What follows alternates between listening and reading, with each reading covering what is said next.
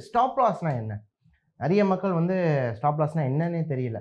அது பார்த்தீங்கன்னா, first stop லாஸோட meaning என்னன்னு புரிஞ்சுக்கோங்க. ஸ்டாப் லாஸ் வேர்ட்லயே குடுத்துருக்காங்க. எதுக்குன்னா, லாஸ ஸ்டாப் பண்றதுக்கு. எனக்கு இந்த அளவுக்கு மட்டும் லாஸ் வந்தா போதும். இதுக்கு மேல எனக்கு லாஸ் வரக்கூடாது. அப்படின்னு ஸ்டாப் பண்றதுக்காக தான், நிறுத்துறதுக்காக தான் ஸ்டாப் லாஸ் வச்சிருக்காங்க. இந்த ஸ்டாப்ல நம்மள நிறுத்துறதுனால என்ன யூஸ் இருக்கு? அப்படின்னு பார்த்தீங்கன்னா, ஃபர்ஸ்ட் யூஸ் என்னன்னா நம்மளோட கேப்பிட்டல வந்து நம்மளால ரொம்ப லாஸ் பண்ணாம தடுக்க முடியும்.